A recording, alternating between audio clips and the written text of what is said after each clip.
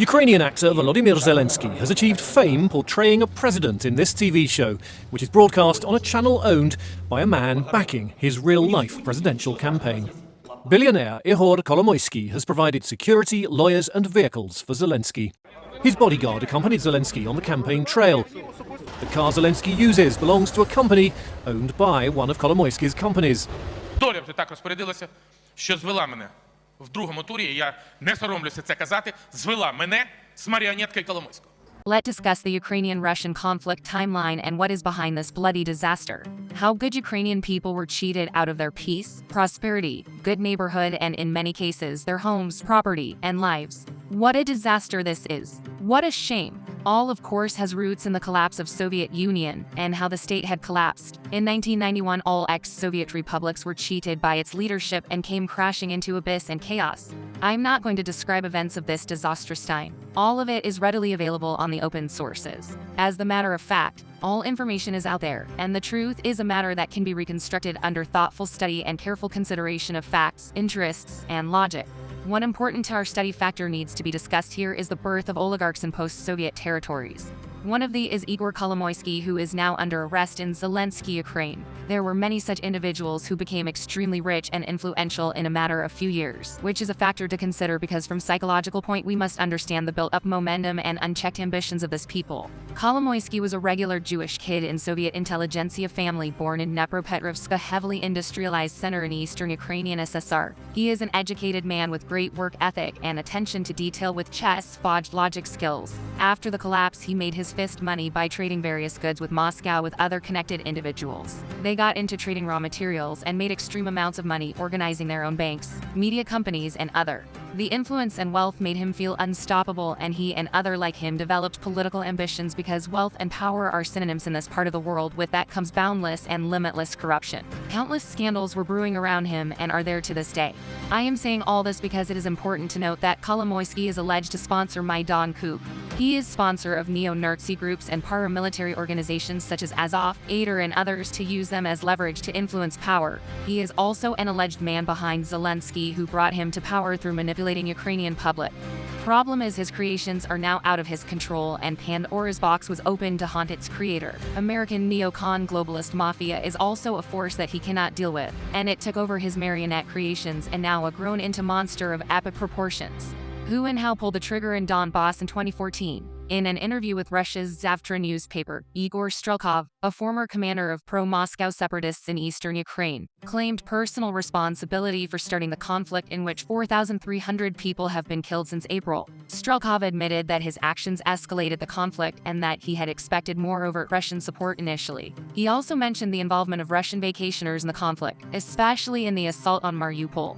Strelkov expressed disappointment that Moscow did not absorb the separatist territories into Russia after the referendums in Donetsk and Luhansk. He has been living in Russia since moving to Moscow and has called for increased Russian military involvement in eastern Ukraine through fringe publications and YouTube.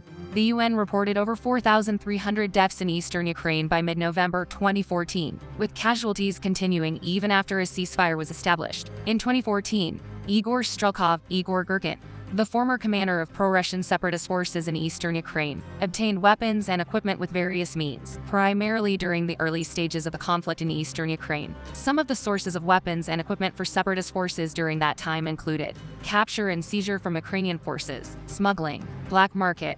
There are allegations that a military train full of various weapons was delivered to the separatists from Crimea, enough to fit for combat a division worth of soldiers, which is a rough estimate of 10,000 fighters. This is a very significant task to undertake, organize, and successfully deliver. Very unlikely to be done even by a Russian government in short time frame in the middle of Crimea seizing. In the debates between Gurkin, Strelkov, and Navalny, now imprisoned Russian opposition leader, and alleged agent sponsored from outside of Russia or so-called ENO agent. This is an important story for another time. Gurkin Strelkov said that he got the weapons from Crimea, and he also said, or implied, that it was not the Russian side, nor the Russian oligarchs, and he will not say who it is to preserve his officer's honor. There is also a known fact that Kolomoysky was acquainted with Gurkin Strelkov. He mentioned it to prank call no flash from the internet. Here it is important to ask a question. Who had the means and influence to take significant number of weapons and move them across the country in the situation of Russian occupation and deliver them to the small group of pro-Russian separatists in Donbass? My hypothesis is that it was available to only a tiny number of influential individuals on Ukrainian side who have this kind of experience to supply and outfit paramilitary organizations and to use them in their strategies. Yes, I believe one of these people could have been Igor Kolomoysky. The question is, why would he do that while it was known that he is very pro-Ukrainian? The answer to this question could only be answered after the following question is clear. Did Igor Kolomoysky want to become president of Ukraine? Yes, he did. As a very ambitious man with means and power and the taste of political power in the country where power and extreme wealth are synonyms, he wanted to become president of Ukraine. He also had a personal motive. In 2015, Igor Kolomoysky, the Dnepropetrovsk governor, was relieved by his political and business rival Petro Poroshenko. This was humiliating and shameful outing which solidified Kolomoysky's ambitions, and he was now planning for revenge. He could not go against political rivals in power directly for simple reason that they were placed there by Victoria Nuland neocon gang. Kolomoysky did not make a sufficient deal with neocons for reasons unknown to me at this time. However, this left him with limited options. He now had to make do with resources available to him, which were his liquid funds, his media channels, his experience and ties in nationalistic and straight-up neo-Nazi paramilitary circles, and his brilliant mind as a chess strategist. He wanted to push Poroshenko out and humiliate him.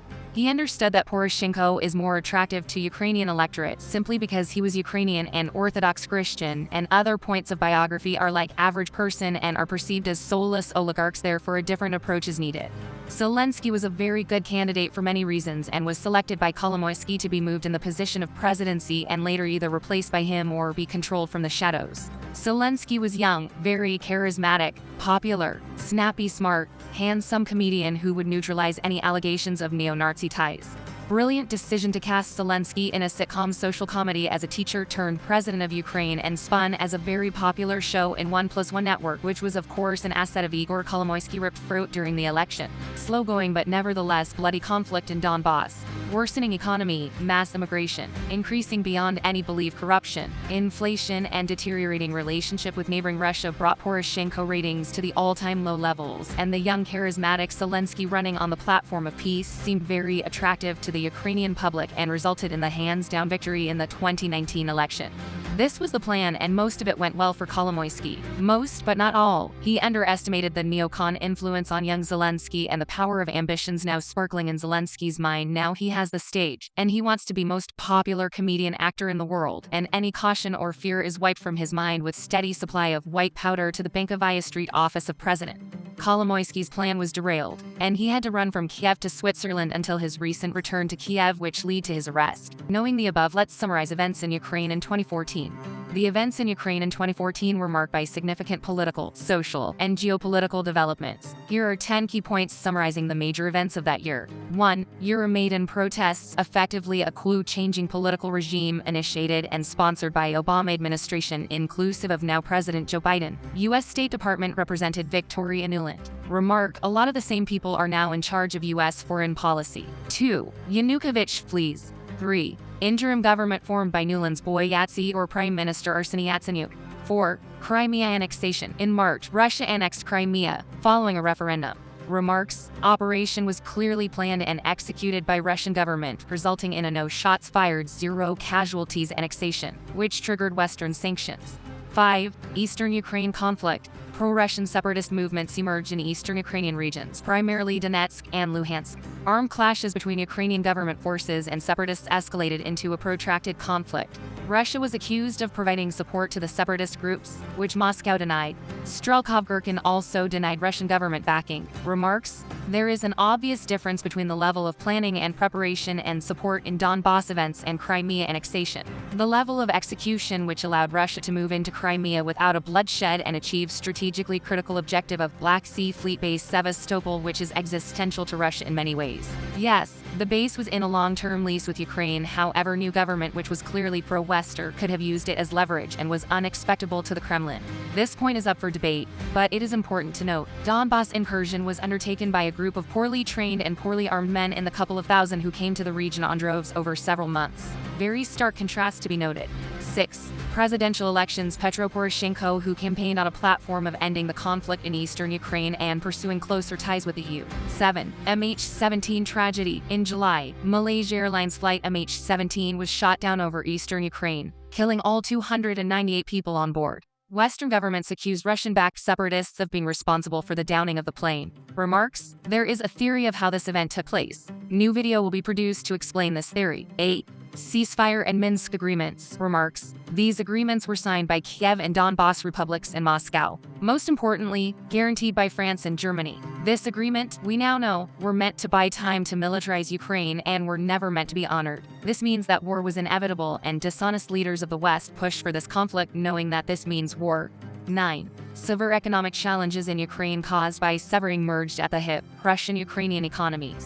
10. Ongoing tensions led to the escalation of February 24, 2022 and conflict known as Special Military Operation or Russo-Ukrainian War. 11. Bonus point: South Stream gas pipeline, which was to supply gas from Russian shore to Turkey bypassing Ukraine via Black Sea, was cancelled in December 2014. Energy and other supply via pipelines is a background theme to this conflict. It almost seems that someone wants to desperately keep control of energy supply to Europe under control via transit through territories which can be controlled easily, rather than to have Europe to have direct supply with cheaper energy. With this control of the economies of Europe to keep tight grip. We will explore this in further videos. Now let's answer the question posed as the main theme of this video. Could have Mr. Kolomoysky send weapons to Strelkov? If yes, then why? The answer is yes. Yes, because he wanted to remove influence of Kiev and other influential oligarch in the region to then seize more control. He wanted to create trading chips from a situation where he had almost no leverage by using other side as a perfect deception and decoy for his actions and still reach his strategic goals. He understood that the West and the US are not picking him as their man to rule Ukraine, and he will be also removed from the financial stream's power and eventually from his own wealth. He wanted to stay relevant and in control and create a crisis where he would hold an upper hand in negotiating and hold a key to a solution. Kolomoysky later used a similar approach to creating a situation where he would hold a solution in by creating Zelenskiy. Dazzling plan, but has too much reliance on a third party and has too many unknowns, therefore failed both times. Caused hundreds of thousands of deaths, millions to be harmed and displaced, trillions in damages. But what a plan it was! Менше смс-ок, будь ласка, більше законів.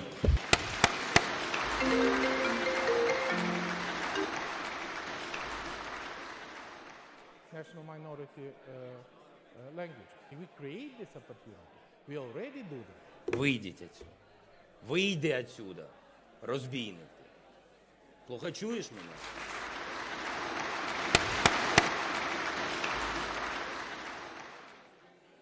Англійською exit. Exit.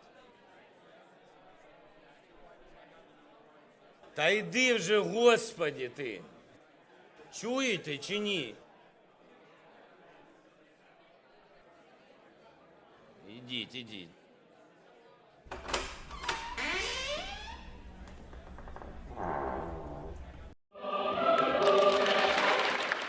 Ukrainian actor Volodymyr Zelenskiy has achieved fame portraying a president in this TV show, which is broadcast on a channel owned by a man backing his real-life presidential campaign. Billionaire Igor Kolomoysky has provided security, lawyers and vehicles for Zelenskiy. His bodyguard accompanied Zelenskiy on the campaign trail. The car Zelenskiy uses belongs to a company owned by one of Kolomoysky's companies. And Kolomoysky's lawyer is now working for Zelenskiy's campaign. When the results of the first round of the election became clear on March 31st, President Petro Poroshenko did not mince his words. Доля вже так розпорядилася, що звела мене в другому турі, і я не соромлюся це казати, звела мене з маріонеткою Коломойського. Kolomoysky, filmed here in Switzerland in 2018, is an arch foe of Poroshenko and one of the richest men in Ukraine, with holdings in the metal, petroleum and media sectors. He set up Privatbank in the 1990s, which quickly grew to be one of the biggest financial institutions in Ukraine. But in 2016, Poroshenko's government seized control of Privatbank, claiming that billions of dollars were embezzled from it. Kolomoysky denies any wrongdoing and is fighting in court to get Privatbank back. RFE-RL recorded an off-camera interview with Zelenskiy about the issue. Скажіть, чи підтримуєте ви компенсацію чи повернення в Приватбанк для Ігоря Коломойського? Та мені все одно, що буде з Ігорем Коломойським. До цього повинні розбиратися. Щодо Приватбанк. Приватбанк зараз державна установа, чому вона повинна повертатись Коломойському? Kolomoysky has himself briefly held public office, becoming governor of his native Dnipropetrovsk region in 2014. It was shortly after mass protests toppled Ukraine's Kremlin-friendly president Viktor Yanukovych. Но раз мы идем в Европу, мы хотим, чтобы все реформы, которые должны произойти в стране, они должны соответствовать. Мы должны в результате этих реформ получить страну с законодательной, административной базой, такая, как действует в европейских странах. Within months, Kolomoysky was helping to finance volunteer units to fight against Russia-backed separatists who had seized control in nearby regions of eastern Ukraine. He was credited with helping to prevent them from advancing into his region, but critics suggested he was also building a private army. On March 19, 2015, armed men occupied the offices of a state-owned oil company in Kiev. Kolomoysky was involved in a struggle for influence at the company called Ukrtransnafta. When he emerged from the building, an RFERL journalist asked what he was doing there. А что ты не спрашиваешь, как рейдерский захват в Укртранснафте произошел? И русские диверсанты сюда попали, а? Что ты об этом не спрашиваешь? Или тебя Коломойского, надо увидеть? Days later, President Poroshenko dismissed him as governor after Kolomoysky offered to step down. Kolomoysky continued his business activities, later moving to Switzerland. Zelenskiy travelled to Geneva in February 2018 to attend Kolomoysky's birthday party. In April 2019, RFERL asked Kolomoysky about his ties with Zelenskiy. По зустрічам з Зеленським, он у меня был на дне рождения в прошлом году в Женеве. Це останній раз, коли ви особисто бачились? Да, я думаю, да. Надо так, это самое, но, по-моему, да. Окей. Ну, если где-то, может, я уже не буду, я уже начинаю, вы когда так задаете вопросы, как следователь, так я начинаю ерзать. Но, может, где-то и пересекся, еще черт его знает. But by checking flight records, RFERL discovered that after that birthday party, Zelensky flew to Geneva another 10 times. Furthermore, after Kolomoysky moved to Israel, Zelensky flew to Tel Aviv 3 times between October and December 2018. It's not clear if the two men met on these occasions. They both insist their relationship is professional and based on Zelenskyy's TV work. The aspiring politician says it's not political. Я слушаю Яценюка сейчас, мне кажется, он в последнее время. Мы с Яценюком все договоримся, не переживай, это все политическая игра сегодня. Всех согласны с миром, а Яценюк сегодня ж непонятно в какой ситуации. Уже вместе с Порошенко они не объединились, поэтому сегодня они находятся в стадии или будут друг друга или будут нормально идти вместе с надеждой, что будет другая коалиция. Так что там будет все в порядке. Я сегодня виделся с Яценюком, с Аваковым и с Турчином. Чего они?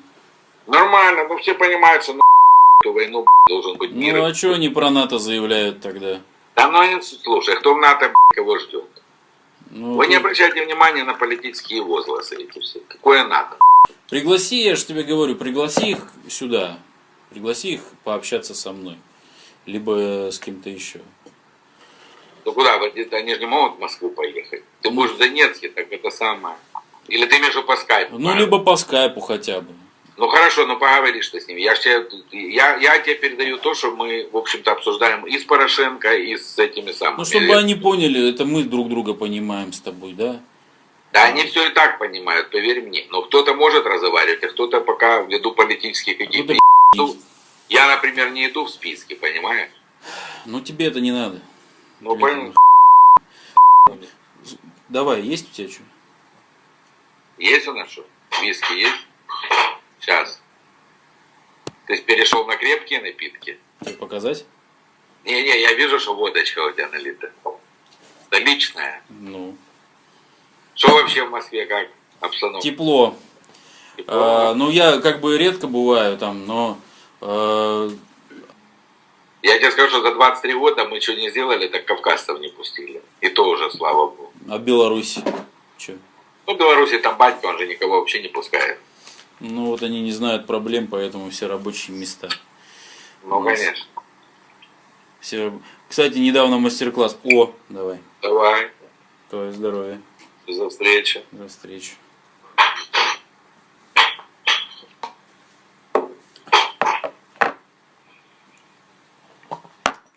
Недавно мастер-класс по физкультуре проводил.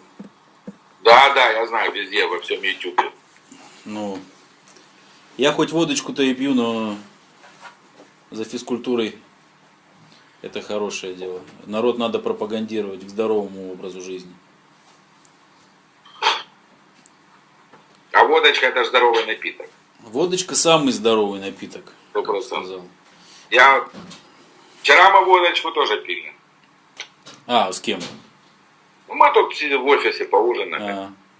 Тимур был, Палица был, Зеленский был. Сказал, что в ДНР все-таки нормальные ребята. Так я все знаю, что вы нормальные ребята. Все вам, кстати, очень симпатизируют. Да ладно, серьезно? 100%. Ну, потому что вы за свой дом показали, что вы его кому отдадите. А я с Ярошем общался недавно. Вот, ну, он, конечно, такой весь упрямый. Ну, он, кстати, тут заявляет, что он мертв. Пресса. Чего? Он, по-моему, живой. Ну, вчера я с ним общался, живой, вот как тебя сейчас вижу. Живой. Если был бы мертв, мне сказали. А говорят, ранен, наши газеты пишут. Смертельно. Написали, что что-то в шее. Но я думаю, вряд ли. Так вроде нормально. Да, ничего. Прорвемся, как говорится. Главное, чтобы не пропускать. А с Боингом что? В смысле? Ну, что Порошенко-то думает? Так, а что подумать? Ну, Понял, по-моему, так все понятно. Ну, случайность получилась, какая разница. Никто специально не хотел его сборить. ну, я уверен, что это ваших рук дело. Да перестань, ну что ты рассказываешь? Шмальнули там случайно. Думали по одному, попали по другому. Это как раз нормально, ничего страшного. Воин жалко, и людей жалко. А так, конечно, ну ты знаешь, что всегда попадают в неправильные руки какие-то серьезные вещи, и получилось